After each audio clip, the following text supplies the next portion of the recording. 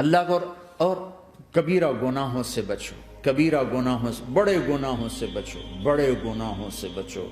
چھوٹے گناہ ہوتے رہتے ہیں اور اللہ بھی درگزر کرتا ہے، بڑے گناہوں سے بچو، وہ بھی ہو جائیں توبہ کر لو معاف، توبہ کر لو معاف۔ ماں باپ کی نافرمانی بڑا گناہ ہے۔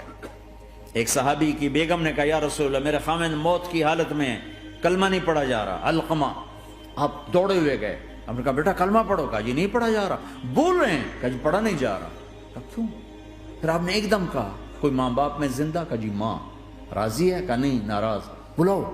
وہ آ گئیں، آپ نے کہا علقمہ کی اماں تمہیں بچے سے ناراض ہو؟ کہا جی ہاں۔ کیوں ناراض ہو؟ کہا جی اور کچھ نہیں، بہت نیک بچہ ہے، تہجد پڑھتا ہے، روزے رکھتا ہے، قرآن پڑھتا ہے، مجھ سے بدتمیز ہو کے بولتا ہے۔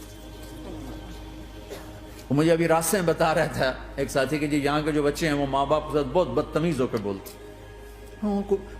پہلا قصور ماں باپ کا، انہوں نے کب ٹائم دیا تھا؟ انہوں کو ٹائم دیا تھا بچوں پر محنت کے لیے؟ کہا یا رسول اللہ اور کچھ نہیں ہے، بدتمیز ہو کے بولتا ہے۔ تو آپ نے کہا معاف کر دے، کہا میرا دل ٹوٹا ہوا ہے۔ آپ نے کہا اچھا اگر میں اسے آگ لگاؤں پھر سفارش کرو گی، معاف کرو گی؟ کہا پھر تو کروں گی، اتنا تو میں نہیں سہ سکتی۔ کہ اگر تو نے معاف نہ کیا تو سیدھا اللہ کی آگ میں جائے گا۔ ہے کون؟ صحابی۔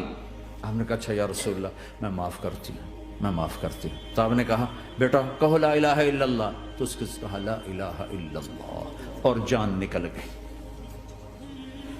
پھر آپ نے اس کا جنازہ پڑھا اور اس کے دفن میں شریک ہوئے، قبر تک گئے۔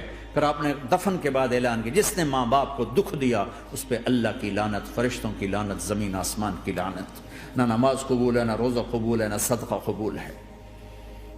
کبیرہ شراب سے بچو، نشوں سے بچو، جھوٹ سے بچو، جھوٹ سے بچو، جھوٹ سے بچو، جھوٹ سے بچو۔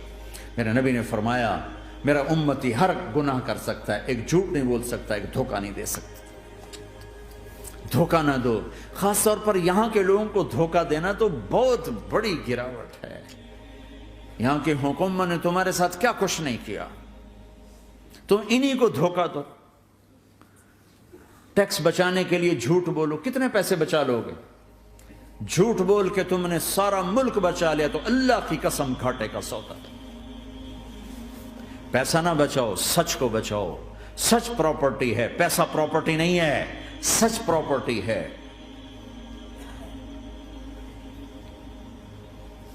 ہمارے ملکوں میں تو لوگ ٹیکس نہیں دیتے کہ حکومتیں کچھ لگاتی ہیں کچھ کھا جاتی ہیں، یہاں تو سارا تم پہ لگاتے ہیں۔ کیوں جھوٹ بولتے ہو؟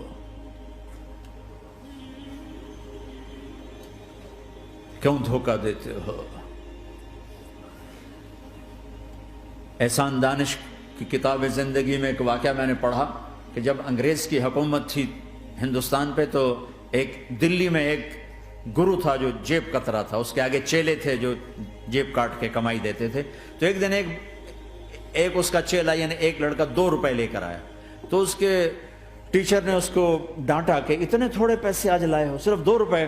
تو اس نے کہا استاد جی آج بڑا موٹا مال پکڑا تھا، آج ایک انگریز کی جیب کاٹی تھی، بڑے پیسے تھے۔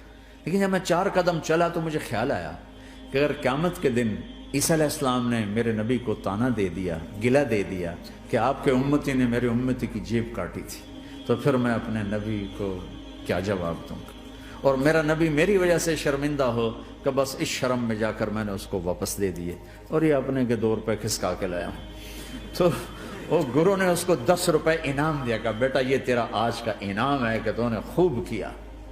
تو تمہارا ان لوگوں سے واسطہ ہے، عیسیٰ علیہ السلام تانا دے بیٹھے تو کدھر جاؤ؟ جھوٹ نہ بولو چاہے سب کچھ دینا پڑ جائے، جھوٹ بول کے پیسہ نہ بچاؤ، دھوکہ دے کے کاغذات نہ بناؤ۔ یہاں کی لڑکیوں سے اس لیے شادی کرنا کہ میرے کاغذات بن جائیں، اللہ کے واسطے ایسی ذلت کے کام نہ کرو۔ میرے نبی نے فرمایا جس نے دھوکہ دیا میری امت سے نکل گیا۔